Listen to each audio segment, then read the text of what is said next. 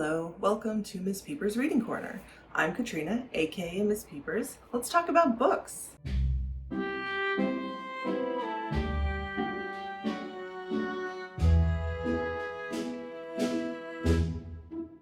Today I want to talk about a book that I read literally in the course of one day.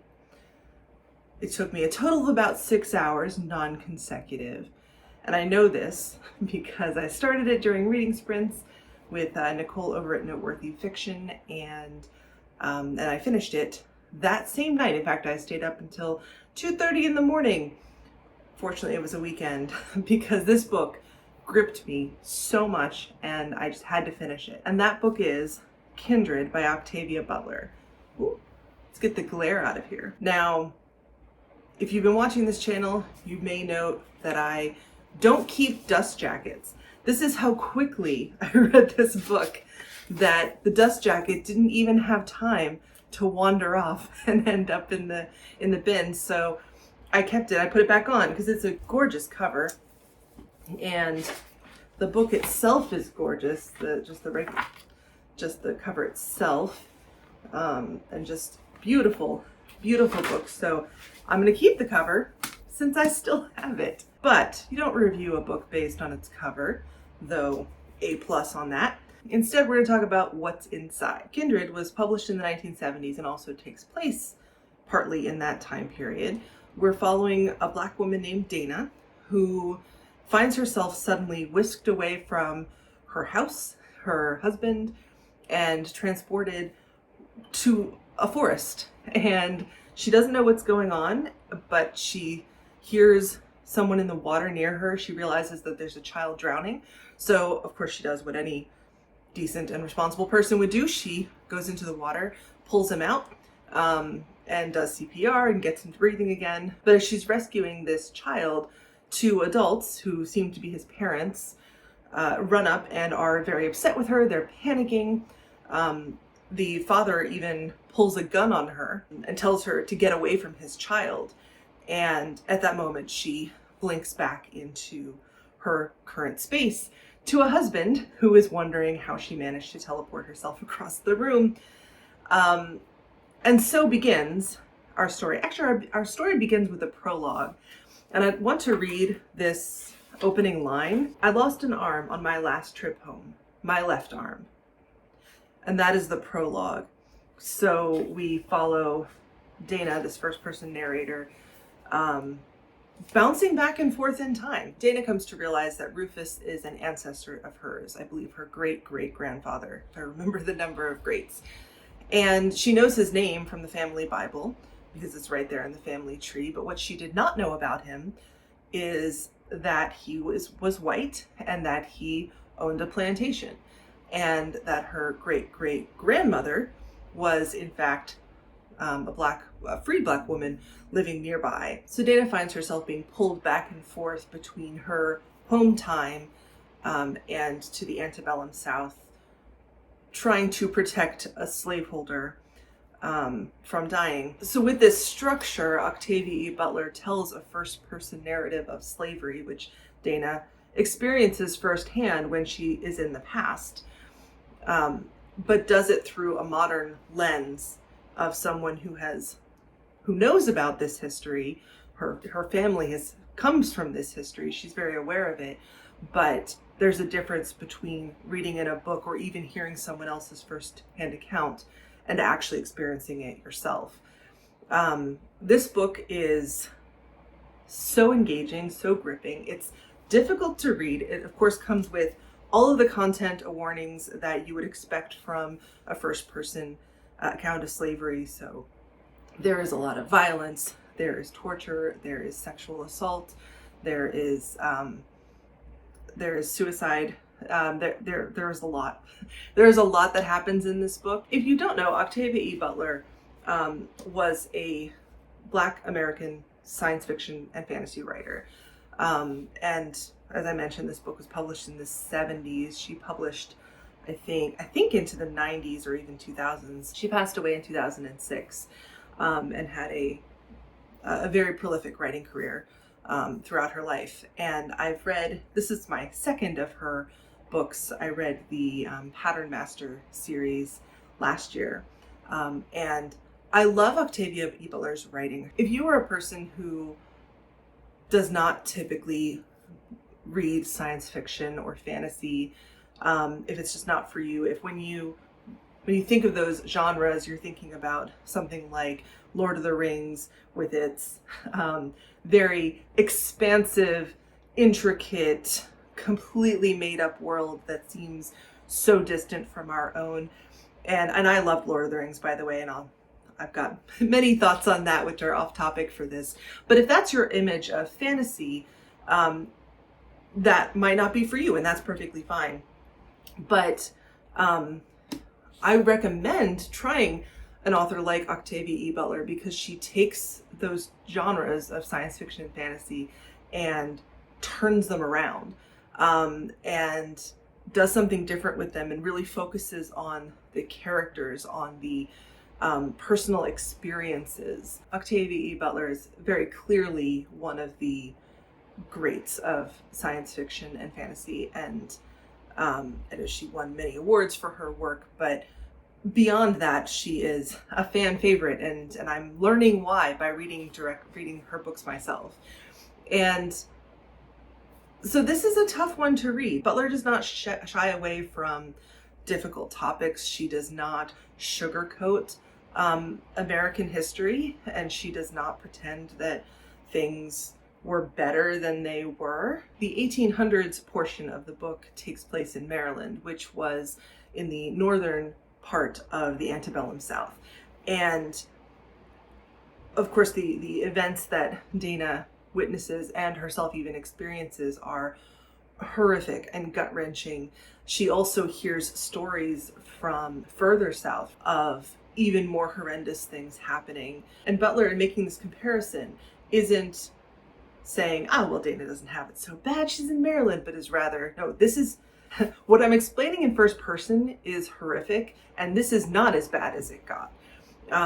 So she invites the reader to contemplate that without shoving the pain in your face. It feels very thoughtful. Butler also takes the time to differentiate between Dana, a modern woman who has a college education, she's a writer, and in the 1800s, it was in many cases forbidden for slaves to learn how to read or to have any kind of education. The fact that she speaks with correct English grammar, for example, that she doesn't have a strong accent, that she is able to read and write, these are things that differentiate her from the slaves on the plantation. And so she feels that sense of otherness both from the white slaveholders, but also from the slaves themselves. So she doesn't feel quite at home in either space. And Rufus knows that she is a time traveler. He comes to realize this very quickly. She just pops up out of nowhere when he needs help. But even he, as she watches him grow up, he has difficulty thinking of her as like him because of her race. So in the character of Rufus, we see someone who is being raised in a society. His father is incredibly racist and violent and thinks of slavery as a business because that's how the society positioned it. And it's just it's a workforce tool for him to use to manage his plantation. And that comes through, of course, in horrendous ways where he doesn't think twice about selling someone's children or splitting up families or beating someone nearly to death or whatever he feels is appropriate. And Dana hopes that she can influence Rufus in some way just by her presence and by educating him gently about more modern ideas, like thinking about her as a human who has emotions, which is not something he naturally does because of his upbringing. And that's not to make excuses for Rufus, because he definitely, he's not the hero of this piece, shall we say. I don't want to spoil how the book ends, but he is definitely not the hero. And, but she's trying to instill some sort of change in him because that's what she feels like she needs to do. She also has to survive in this world when she's there. because she doesn't have a ton of control over when she transports back to her own time. There's also a portion of the book during which she accidentally brings her husband with her to the past, and her husband, Kevin, I have not mentioned, happens to be white. And so not only is his experience, of course, very different from hers in that time period and in that society, they also cannot tell people that they are married. She is much more aware of the world that they have walked into than he is. Again, this was the 70s, so that's something to bear in mind, just in terms of his cultural education. My hope is that someone in our time period in the US would have more knowledge, especially given very recent events over the past couple of years. But regardless, Kevin is, again, he has that sort of intellectual knowledge, but doesn't really think about the impact of it until he sees things firsthand and realizes that, he's got to behave differently, and he does not. He kind of bumbles around a little bit, and it does not go terribly well. It doesn't go as well for him as it could. So there's that dynamic as well, where she and her husband are both experiencing this difficult and traumatic change, but they're experiencing it so differently, just because of their race and gender to an extent, but mostly because of their race. And it's just so well done. None of the characters in this book feel like stereotypes or archetypes, which I really appreciated. That they all feel like full humans with both flaws and strengths, and that is something that could very easily have been completely ignored. Like no one would have blinked if Butler had made Rufus just 100% evil, but he's not. When Dana first meets him, he's a child who's still forming. He's still forming his own sense of morality. He's still learning what kind of person he is going to be and who he wants to be. And even Rufus's parents and others in their society, they are treated as full people who have done horrible things, which I think honestly is a much more human way to tell the story. That there isn't anyone who is, well, the overseer's definitely a dick, but there aren't any characters that are not humans. And even Dana, I won't spoil this, but even Dana is faced with a very difficult set of choices as she proceeds through her experience of this travel back and forth, because she does need to preserve Rufus's life, despite watching him turn into someone not as unlike his father as she had hoped. And so, it's just so beautifully done and wrenching and painful. And then Dana herself. I do want to talk about Dana herself as well. Dana is the first person narrator of this story, and she experiences, of course, a lot of confusion as she is being yanked back and forth in time. She is having to bite back words and restrain herself from being fully the modern woman that she is, where she, in the 70s, she has no problem speaking her mind or speaking up when she sees something that is unjust. She feels much safer in her home time in the 1970s.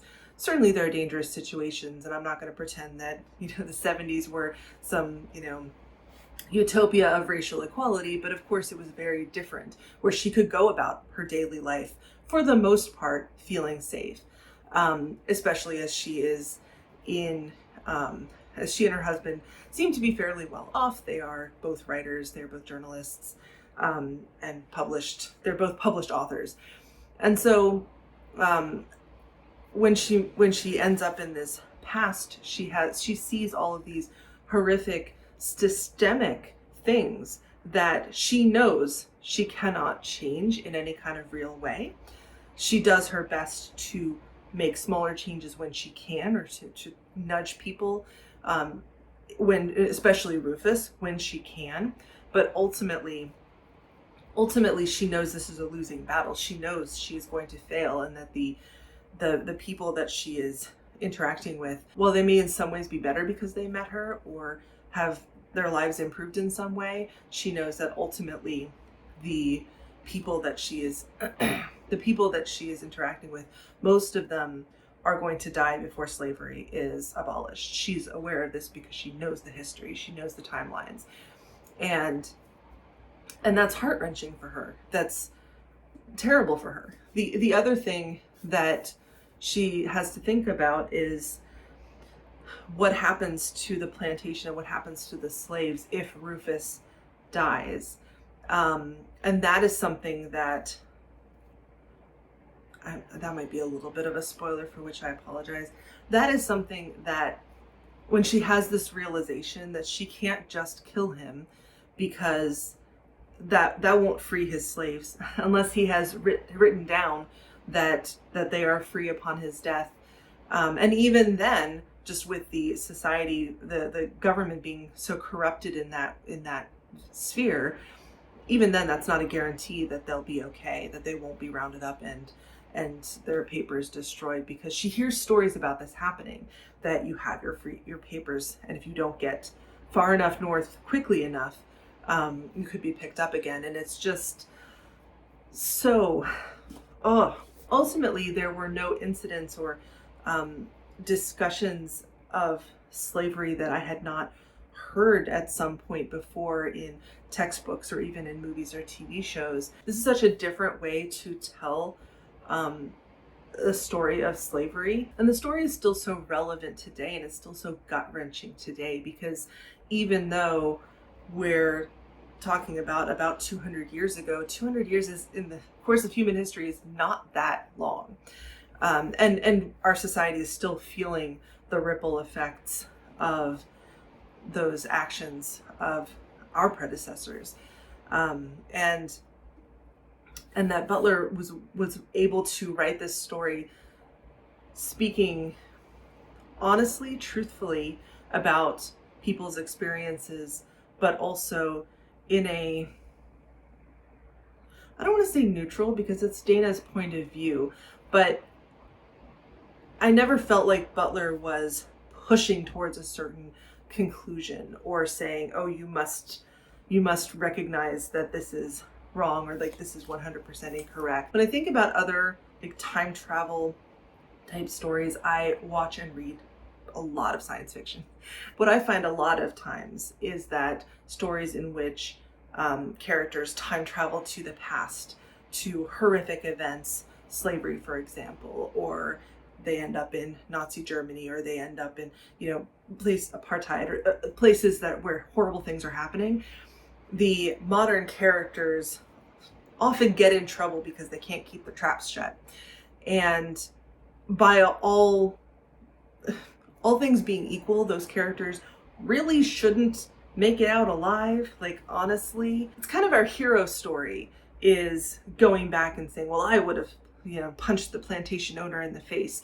Dana can't do that. She will be killed. She will die horribly.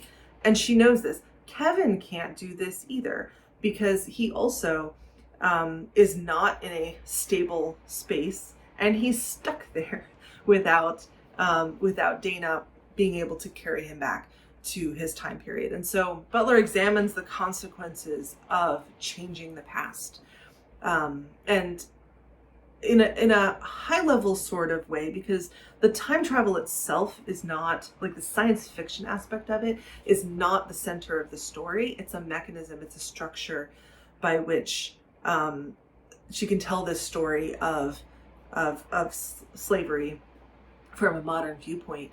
But Dana can't just hop into her time machine and go home when things get tough.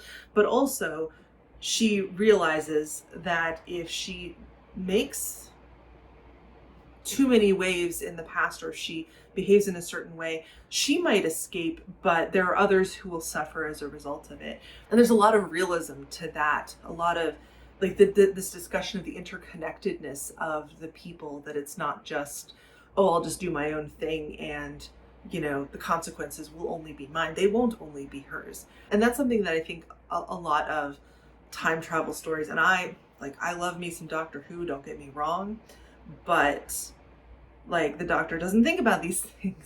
Pops in, he does his thing, and he leaves.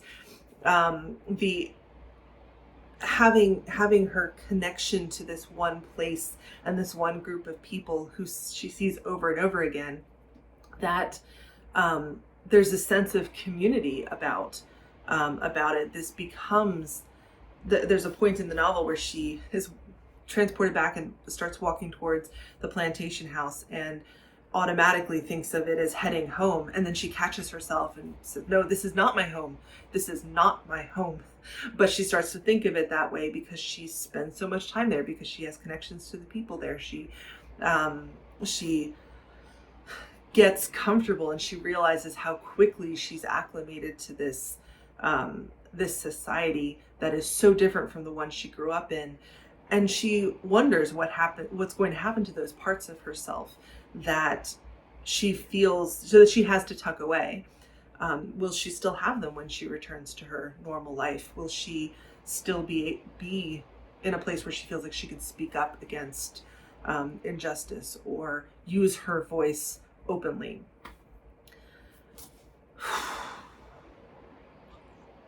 Y'all, this book is so good. Y'all, this book is so good. I mean, I mentioned content warnings at the beginning. I definitely do not take those lightly, because this is a difficult book to read. The pacing, though, is on point. As I mentioned, I read this in one day. I was coming off of DNFing Middlemarch. Yeah, Middlemarch, I can't do it. I can't do it. And it was so slow and so just wrenching to try to just get through one chapter of Middlemarch. So I put that down, I picked this up, and I could not stop reading it.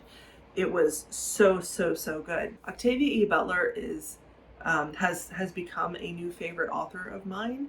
I have more of her books on my shelf. I plan to read as much as I can get my hands on, and I highly recommend her. And if not this book, then find another one of hers that appeals to you. I don't know how to end this review, because I just love this book so much. I just want to like take this to all of you. I want to send everyone a copy. You've got to read this. Let me know if you have read this. Let me know what you think of it.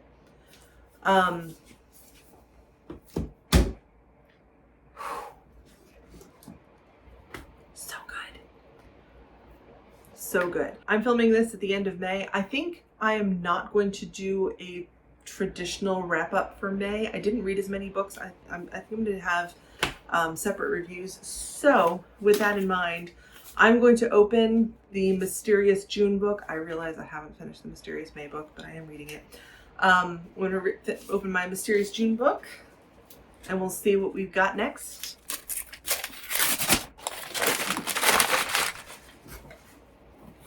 This is another book I don't know, but it is a Pulitzer winner, so that's exciting. It is called The Known World by Edward P. Jones. God, I love this cover. That's so pretty.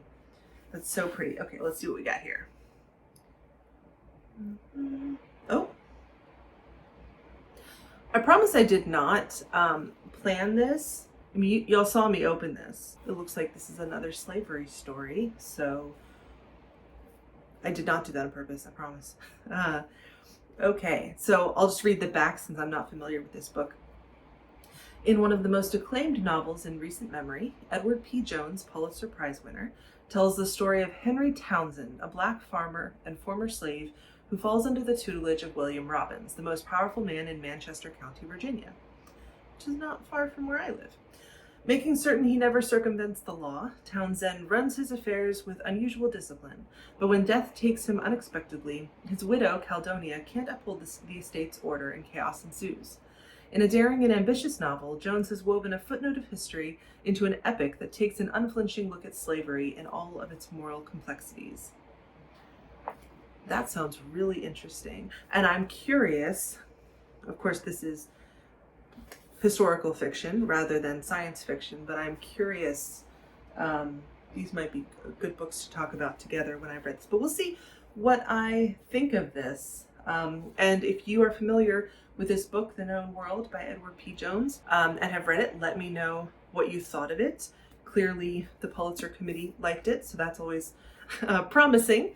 So I will let you know when I've read it what my thoughts are. I'm so bad at ending videos. I'm really bad at ending videos, y'all. I need like a catchy closeout, but I don't have a catchy closeout. So I'm just gonna say, if you've read either of these books, let me know what you thought in the comments below. And either way, I will see you in the next one.